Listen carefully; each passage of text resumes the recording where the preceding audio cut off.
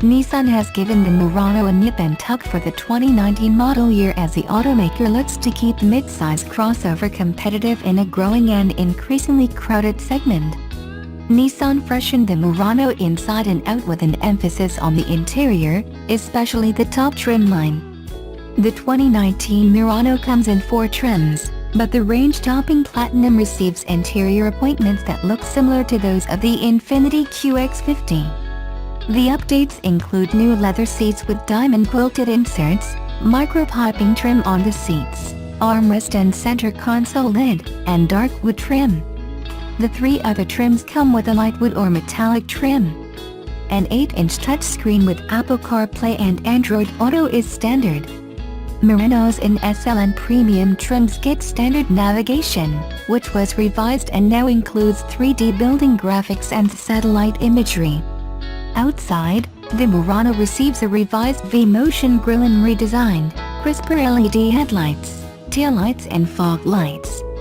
Nissan also added new 18 and 20-inch aluminum wheel designs and 3 new exterior colors. Nissan has sold 75,514 Muranos through November in the US, an increase of 12.7% over the year earlier period. The Murano, the brand's 4th highest-selling nameplate in the lineup, squares off in a segment led by the Subaru Outback, Honda Pilot and Ford Edge, which was recently refreshed. Among other entrants, the new Chevrolet Blazer is expected to go on sale in January, the Hyundai Santa Fe was redesigned for the 2019 model year and Honda is reviving Passport. All Muranos, either front-wheel drive or all-wheel drive, are powered by a 260 horsepower, 3.5-liter V6. Second-row supplemental side airbags and front passenger supplemental knee airbags are now standard, Nissan said. Additionally, the automaker made its rear door alert and driver alertness system standard on the Murano. Nissan's Safety Shield 360 suite of features, including automatic emergency braking, blind spot monitoring and rear cross-traffic alert, is standard on the Platinum trim and part of the SL technology package. Pricing of the 2019 Murano was not announced.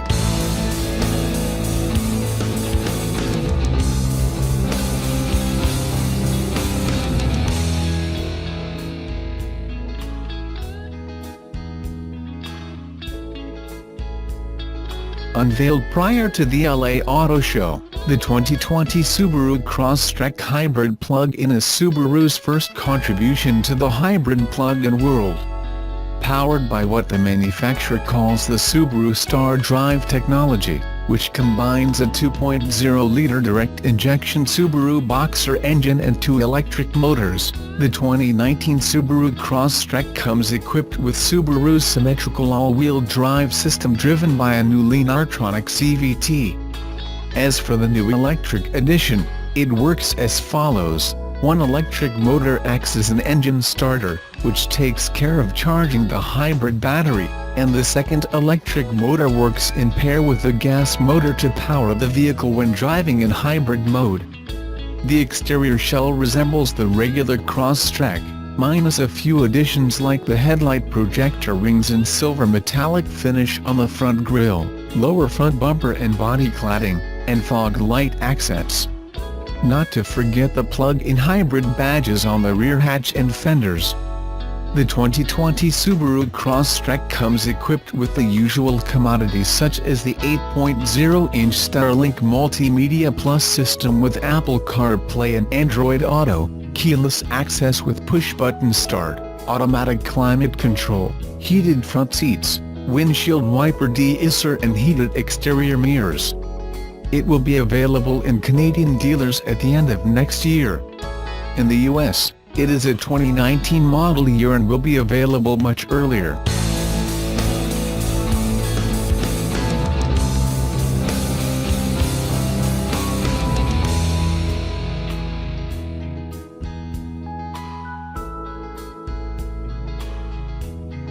The current GTR 35 has been in production for about 11 years and there's still no sign of a next-generation model.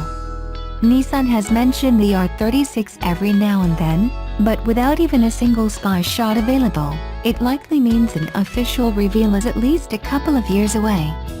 To keep Godzilla in its current form fresh and competitive, Nissan has been coming out with all sorts of special editions, topped by the ridiculously expensive GTR 50 style by Ital design and available for more than $1 million a pop.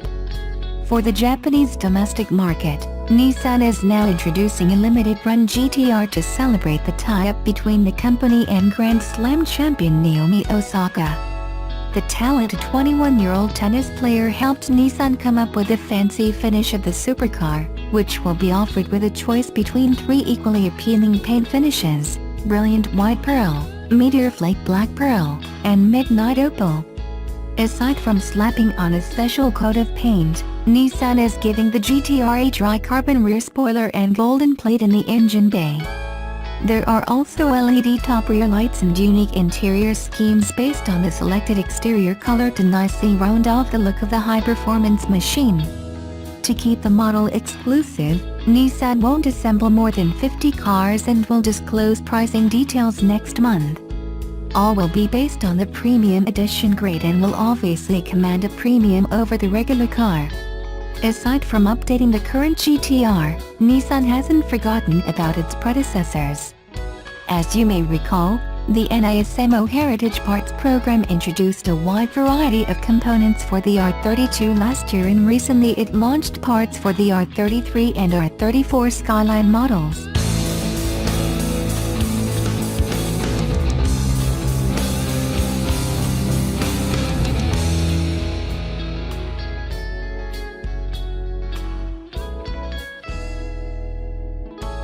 Subaru needed a replacement for the aging Tribeca 3-row family vehicle because it was too small, sales were lagging, and Subaru dealers in the US were asking for a new bigger model.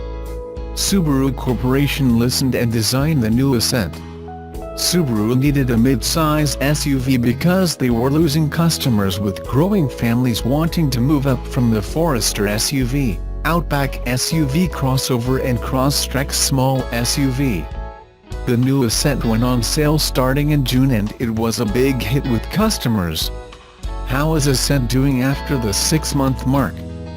5,890 of the all-new 3-row Ascent SUVs were delivered in November. SOA sold 6,008 new Ascents in October, making it the best month ever for the new 3-row family hauler. Subaru sold 5,859 of the large SUVs in September to help the brand record their best September ever. The Camden NJ automaker sold 4,235 of the all-new 3-row Ascent SUVs in August, 4,589 in July, and 1,897 in June, for a total of 28,478 in 6 months this year. These numbers are about what Subaru of America was hoping for. Before the new Ascent family hauler launched in June, Subaru execs were expecting the new Ascent to be a big hit with North American families, and they could sell more than 60,000 of the new family-sized SUVs in the first full year alone. After the 6-month mark, Subaru of America is right on track to deliver around 64,000 Ascents to customers. Ascent arrived in mid-June and it was not a full month. Subaru's new 2019 Ascent competes with Japanese rivals Toyota Highlander, Nissan Pathfinder, Honda Pilot, Mazda CX-9, and American entries like the Ford Explorer, Chevy Traverse, Dodge Durango, and Jeep Grand Cherokee. Ascent's 4-cylinder 2.4-liter turbo boxer engine compares favorably with the competition's V6 power but gets better fuel economy. Subaru figured to cash in on the SUV crossover craze that is driving their sales to new records every year, and Ascent has been exactly what the Camden, New Jersey automaker expected in the first 6 months. Subaru will sell more Ascents than their legacy sedan and could sell as many as the new generation Impreza compact, and that is also built at the plant in Indiana.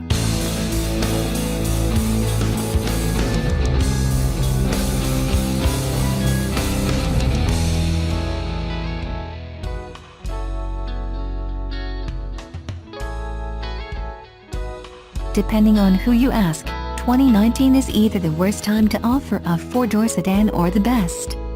In a stroke of good timing on Nissan's part, both of its mid-size sedans are new for 2019.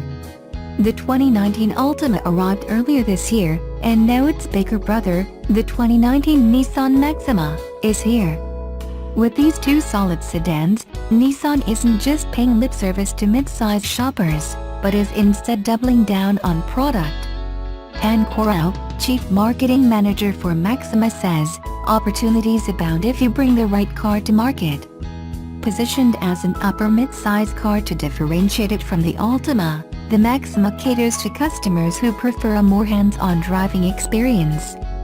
Being a mid-cycle refresh, the 2019 Maxima doesn't break any new ground, but instead offers a host of small upgrades and cosmetic enhancements focused on keeping it competitive among near luxury sedans. Power is routed through the front wheels by way of Nissan's 3.5-liter V6, tuned here to generate a stout 300 horsepower and 261 pound-feet of torque.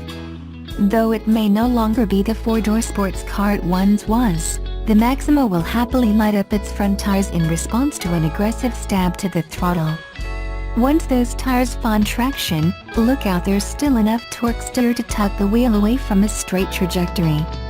A continuously variable transmission is the only option, featuring 7-step gears to approximate the sensation of a traditional automatic. Those hankering for a bit more verve can opt for the SR trim, which has generously sized fixed paddle shifters behind the steering wheel. It's the only trim model to feature them. Leave the selector in drive, and the transmission does a commendable job of keeping the engine and the power band at any speed. Plenty of mid-range punch is on hand to make passing maneuvers easy, and the Maxima leaps forward with a satisfying growl, thanks to the tuning of that V6. Along the twisty roads outside of Napa, California, the Maxima's body rolls upon initial turn-in, even with the sport suspension exclusively fitted to the senior straight line. Speed is more than Maxima's forte. An EPA highway rating of 30 mpg combined with an 18-gallon tank make it an impressively long-legged highway cruiser. But what the Maxima might lack in actual sport, it has gained in luxury appointments. The new Rakuda 10 semi-aniline leather package, available exclusively in the top-line Platinum Reserve package, is a knockout.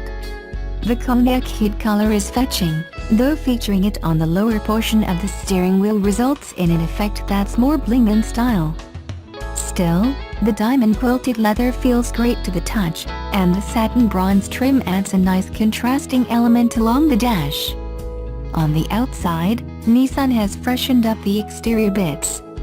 Up front, the chrome surround is pulled down below the bumper line, creating sort of a grille within a grille effect. LED headlights are now standard across the board.